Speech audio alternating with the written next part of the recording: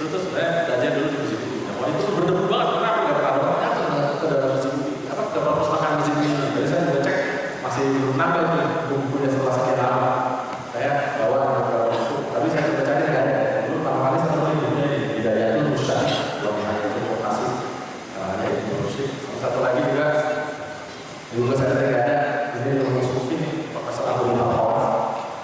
Ini dulu yang pertama kali membawa saya sampai akhirnya menekuni hukum Islam dan juga kemudian mereka menulis disertasi. Itu semua gara-gara pengalaman saya di Musik Budi. Makanya ketika saya diminta, tolonglah Pak Yudi mengisi kajian gitu ya. Saya sama sekali saya dikasih kajian. Di tempat itu juga dulu saya pertama kali bertemu dengan sahabat saya yang sampai sekarang masih jadi partner saya, Mufti Ali gitu kan. Dulu saya pertama kali waktu itu ke mana Musik Budi ini punya siapa-siapa. Pertama kali saya harus waktu itu naik bus ya kan, pulang pertama kali langsung bertemu ibu saya, kamu dengan seorang anak fakultas hukum yang dia bilang, kamu takut bingung ya pulang tanpa caranya? Udah sini saya temenin. Dan itulah jadi salah satu pertama saya, makanya saya bertambah banyak ke Musik Budi. Nah, tema yang hari ini saya ingin menyampaikan, itu sempat disampaikan adalah jaringan kebaikan peran alumni dalam mengukuhkan karir dan kontribusi mahasiswa ini. Itu yang tadi saya sampaikan. Dan memang kita akan sedikit banyak bicara tentang hal tersebut. Dan salah satu poin yang saya akan bukannya adalah sebenarnya ada satu pernyataan yang sangat terkenal dari Ali bin Abi Thalib. Apa ya? Salah satu disebutkan oleh Ali bin Abi Thalib, kejahatan atau organisir, kejahatan atau kebatilan yang organisir itu akan mengalahkan kebaikan yang diorganisir. Ini salah satu prinsip paling penting yang memang ditafsirkan secara macam-macam ya. Kalau antara siap maksudnya akan sedikit berbeda. Kalau kita fokus untuk di sini pada malam ini, apa fokusnya sebenarnya dan cara menjadi penting pernyataan dari ini? Satu, bahwa kalau kita sebagai umat, kita mau bicara sebagai suatu organisasi, nilai apapun yang kita bawa tidak akan berhasil kalau kita tidak melakukan yang namanya membangun organisasi atau institusi yang solid. Itu sebabnya salah satu hal yang kita bawa di Budi adalah sambung secara solutif. Sambungnya itu nomor satu, kata orang. Kenapa? Karena seringkali kekuatan kita itu tercerai belah. Makanya pada saat itu konteksnya kenapa Ali bin Abi Thalib ngomong seperti itu, karena waktu itu adalah sedang perang sifil dan Muawiyah dan Abu Sufyan. Dan dalam perang itu banyak bagian-bagian dari kehidupan Ali yang kemudian sedikit mundur. Salah satu juga yang salah satunya adalah Khawarij, kan? Itulah kemudian Ali kemudian kalau orang-orang yang mengaku baik, orang-orang yang merasa dirinya ini berada di jalur yang benar, tapi kalian tidak berorganisasi dengan baik, kalian tidak berkumpul dan tidak berdisiplin dengan hal tersebut, maka jadi adalah kekalahan. Dan kekalahannya adalah kekalahan masif. Dan itu akan kita lihat sekarang. Karena orang yang banyak berkumpul di dalam tersebut. Kenapa sih umat Islam banyak kan? Kalau kan Nabi Muhammad ada satu hadis kan, jangan sampai umat Islam itu seperti bumi yang banyak, tapi kemudian gampang pecahnya. Tapi itu kenyataan yang kita dari sekarang. Dan itu salah satu menjadi karena tidak melihat atau tidak berdisiplin dalam bentuk suatu gerakan yang koheren dan bersatu. Nah, di sini yang kemudian kita bertanya gitu, bagaimana sih caranya kita menjadi suatu gerakan yang tadi koheren dan berdisiplin? Salah satu yang harus dimiliki adalah kompetensi. Satu lagi kita kalau yang ada pernyataan dari Abu Thalib. Pernyataan dari Abu Thalib ini sebenarnya diulang-ulang juga dari Ibnu Khaldun, sama juga diulang oleh Mas Syafi'i. Ya, kalau dalam ilmu politik pragmatisme, ya kan? Yang apa? It's better to be feared than be loved, kata Mas Syafi'i. Kalau kata Ibnu Khaldun, kalau misalnya kita itu tidak berorganisasi, tidak punya keterikatan yang kuat, maka bisa dipastikan institusi atau gerakan itu akan tercerai-berai dan akan runtuh dengan sendirinya. Ada pendekatan politik pragmatis, ada pendekatan sosiologi, dan juga ada pendekatan moral yang boleh. Nah, kenapa tadi saya bilang kompetensi penting? Kompetensi ini sebenarnya adalah salah satu hal yang harus kita sampaikan sebagai bagian dari sivitas akademik kami. Ya, seringkali saya ngomongin akademisi itu boleh berapa, tidak boleh ngomong. Dia harus punya nilai akademitas adanya.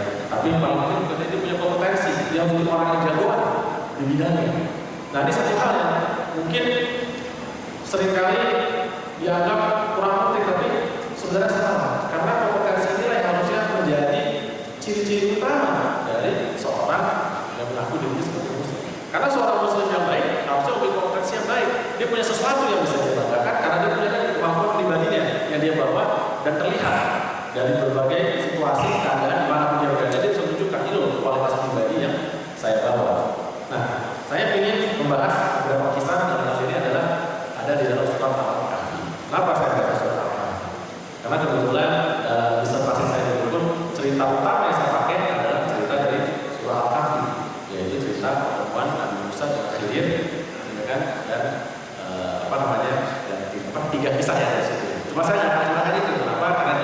sudah keluar ini episodenya di UI. Saya diskusi dengan tim UI kan, membahas tentang interpretasi atas kisah Musa dan Khidir. Saya ingin membahas kisah-kisah lain dalam surat Al-Kahfi yang sebenarnya kalau boleh dibaca ini adalah satu kesatuan menurut saya.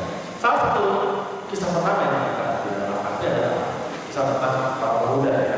Saya orang anjing yang waktu itu dia menghindar dari seorang penguasa yang zalim dan kemudian bersembunyi tertidur ya, dan kemudian ketika telah terbangun lagi ternyata sudah berlampau waktu sedemikian lama.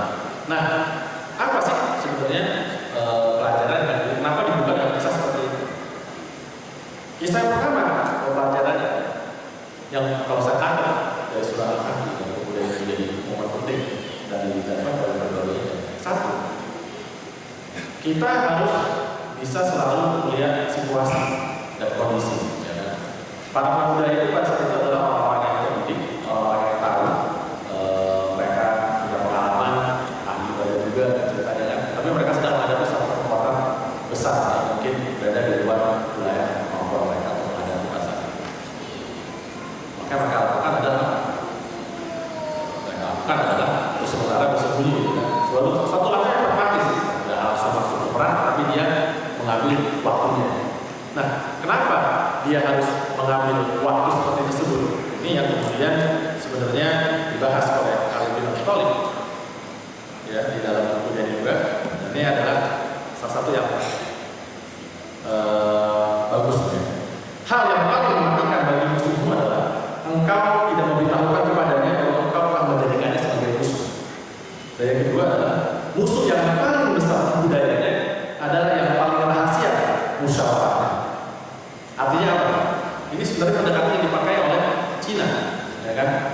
Mereka bidding their time pada saat itu sebelum mereka tahu, mereka yakin mereka bisa mengubah lagi kembali sebagai salah satu kekuatan besar di dunia ini. Dari bidding their time, mereka melakukan semua secara sembunyi-sembunyi, berkoordinasi dan membangun kemampuan dan kapasitas diri. Ketika tiba-tiba mereka muncul kembali ke dunia, mereka sudah menunjukkan, oh kami sudah siap untuk menantang. Sehingga akhirnya sekarang kita melihat polarisasi besar antara Amerika dan Cina. Salah satu adalah karena dulu di Cina itu Deng Xiaoping salah satu bilang, jangan sampai kamu datang terlalu menantang ketika kamu masih belum siap. Nah, kisah dari para pemuda tersebut sebenarnya mirip kalau boleh dibilang.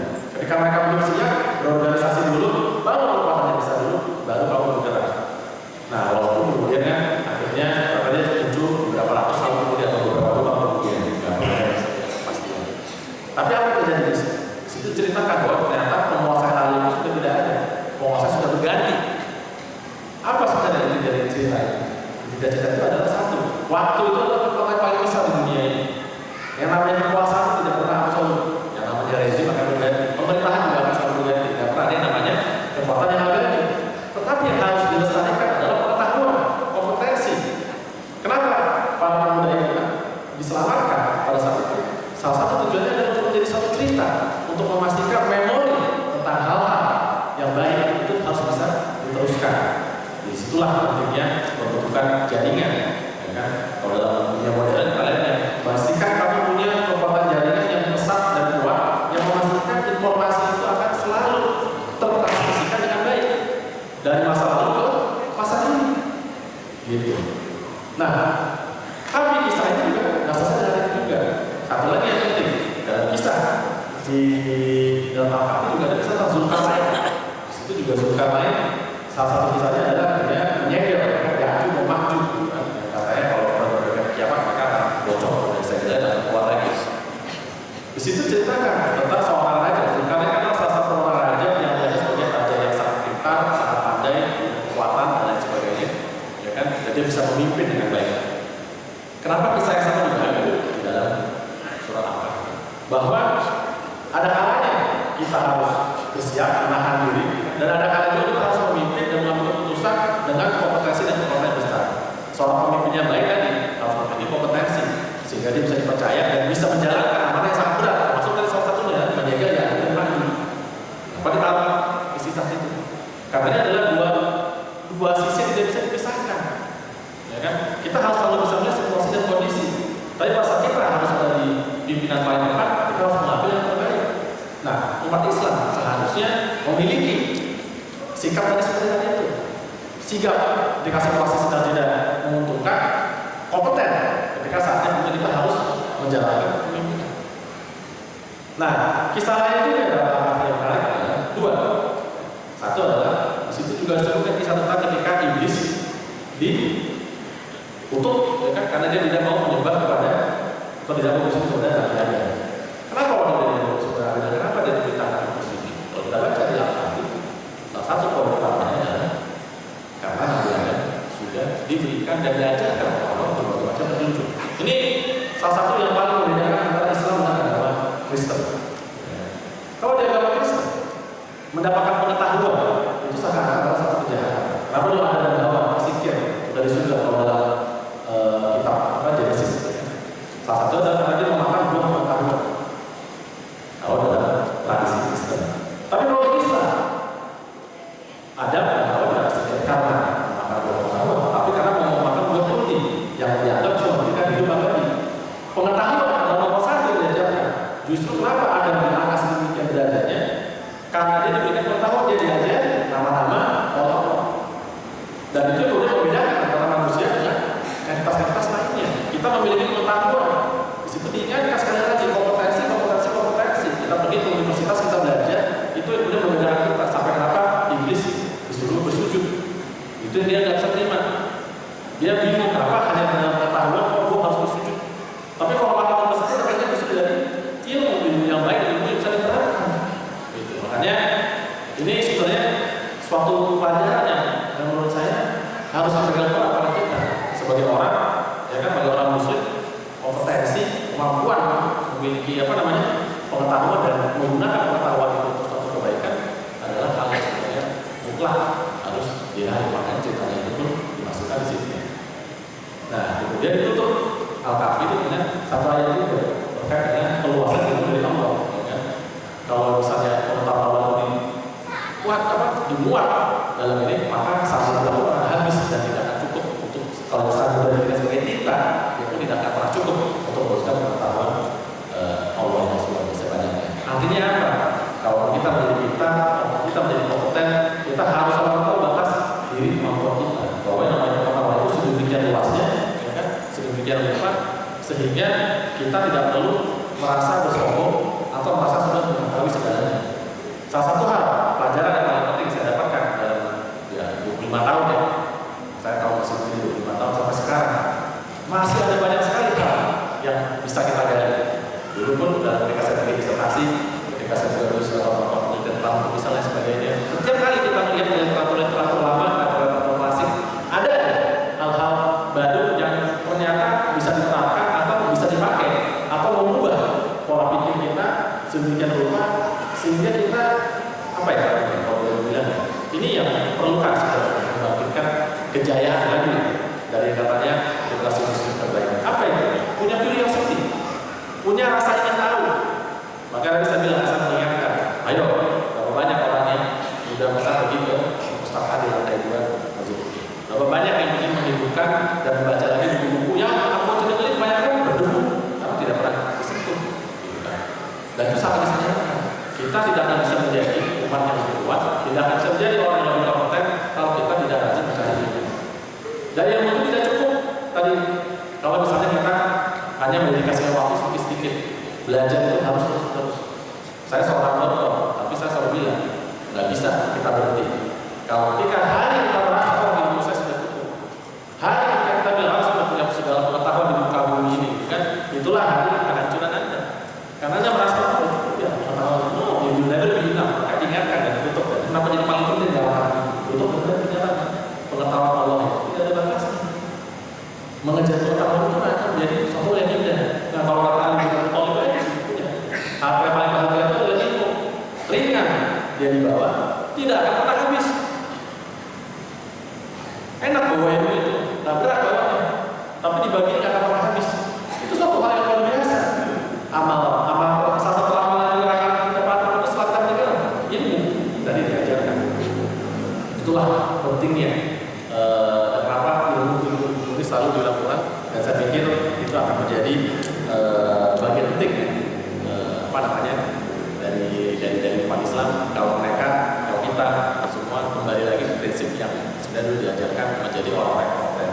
Nah, dari orang-orang kompeten tadi inilah kemudian kita bisa membangun jaringan yang kuat, ya kan? Kembali kalau kita bisa bawa sedikit kembali ke ilmu-ilmunya, kita ini tidak bisa membangun jaringan yang kuat tanpa orang yang bagus. Tapi kalau orang yang bagus sudah kita hubungkan, maka dia akan jadi kekuatan yang eksponensial. Kalau dia bercerai-berai, orang-orang bagus juga tidak bisa bergerak banyak. Dulu pernah saya sampaikan, ya, kalau kita mau membuat suatu pergerakan sukses, itu harus selalu tepat elemen. Elemen pertama adalah eksekutor. Elemen kedua adalah networker, jadinya. Elemen ketiga adalah akademisinya, knowledge, dan elemen keempat adalah patronnya yang membawa dana. Kalau elemen ini tidak terbentuk atau tidak ada atau satu kurang, maka gerakan apapun itu dia pasti tidak akan bisa mencapai hasil yang baik. Makanya ini adalah kontribusi berjamaah dari para alumni, ya kan, untuk kita bisa membuat satu organisasi yang kuat. Kalau tidak, dan tadi apa jalannya sendiri-sendiri, ya hasilnya tidak pernah ada. Makanya saya pernah bilang ilmu itu adalah raksasa hidup. Kalau dia dibangunkan, kita harus menggunakan hati dari sebagian banyak orang supaya bisa menyumbang dana, ada yang bisa menyumbang pengetahuan, ada yang bisa menyumbang jaringan, ada yang bisa menyumbang peluh keringat untuk kemudian dia menjadi eksekutor dari perjalanan acara. Inilah kegiatan kolektif yang kemudian sebenarnya berhubungan juga dibawakan lebih besar lagi negara, dibawakan lebih besar lagi agama, ya kan? Prinsipnya selalu sama dimanapun kita berada. Organisasi dari mulai paling kecil sampai paling gede akan selalu membutuhkan 4 elemen tadi. Dan 4 elemen tadi dibahas di dalam teori manajemen modern dan lain sebagainya sudah ada sebenarnya di dalam Al-Quran, di dalam hadis Islami, di dalam praktek-praktek para sahabat sebenarnya sudah ada. Dan ini yang sebenarnya perlu digali lebih lanjut untuk kita menghubungkan bagaimana nilai-nilai falsafah yang ada di dalam Islam tadi itu bisa diketahui oleh lebih banyak orang. Supaya apa yang perlu dibangkitkan? Saya tahu kalau kita banyak baca buku juga kan, kita melihat yang buku Islam ini aja gitu ya. Kita kok merasa kapasitas kita masih kalah. Lagi saya membaca alim tapi ngomong satu di dalam ini. Jangan kamu benci negara musuh yang lebih kuat. Karena kalau belajar ya, kalau kamu benci misalnya, harus saya suka sama Amerika, saya merasa Amerika lebih apa. Tapi kamu cuma benci, tapi kamu mau mengambil ilmunya, kamu mau mencuri ilmu dan pengetahuan mereka, ya sama aja. Kita akan berakhir sebagai haters. Jadi profesor haters itu gampang, tinggal marah-marah aja. Tapi mengalahkan musuh-musuh tadi itu ya sebenarnya paling berat dan paling sulit. Jadi kalau kita mau berbuat seperti itu, kembali lagi saya ingatkan, bangun kompetensi pribadi, bangun kompetensi diri kita, berjejaring, bertemu dengan lebih banyak orang, berteman dengan lebih banyak orang, jadikanlah satu kekuatan yang besar, sehingga pada akhirnya kita bisa melakukan satu perubahan. Nah itulah mungkin kira-kira yang bisa saya sampaikan dalam kajian tematik hari ini, ya. Semoga berguna. Dan saya juga mengingatkan sekali lagi, kita terus perkuat ya jaringan kekuatan kita dari sambung setara solutifnya, dan khususnya dari setara juga salah satu jurusan juga penting. Kenapa? Saya ingin kita semua di sini benar-benar merasa sebagai satu orang yang tidak ada yang membedakan kita gitu. Karena kalau saya lihat juga salah satu dari sahabat tadi yang saya maksudkan itu Robi Khattab. Dan Robi Khattab itu adalah kenapa sahabat jadi favorit saya? Karena beliau adalah pemimpin yang paling tidak pernah mau menganggap diri lebih daripada yang lain. Dia selalu ingin melakukan sebagaimana dia adalah rakyat biasa. Dan dia berusaha menjadi contoh terbaik yang harapannya bisa kita bawa. Posisi kita bukan dari bawah, yang di atas itu mengarahkan, tapi akan belajar dan lain sebagainya sama sebagai manusia. Nah ini saya pikir dari setara yang harusnya nanti bisa bisa peringatan kita bersama ya kan, kita merata pendidik, tapi akhirnya malah tidak efektif karena kita tidak merasa diri kita lebih tinggi daripada yang lain. Dan terakhir disolutif, ya kan, dengan kita bersama-sama tadi merasa setara, kita bisa memberikan solusi-solusi yang lebih baik bagi sesama, dan juga tadi khususnya kalau dalam konteks ilmu bagi juga para alumni ini, ya kan. Kalau bisa lihat nih perpustakaan musik kayaknya perlu diperbaiki, ya. Perlu lebih banyak koleksinya, ya kan. Koleksi buku besar banyak ada perpustakaan mesin bui bisa bilang. Jadi moga-moga nanti ada yang tergerak akhirnya ya kan, kita perbaiki masjid perpustakaan mesin bui ini supaya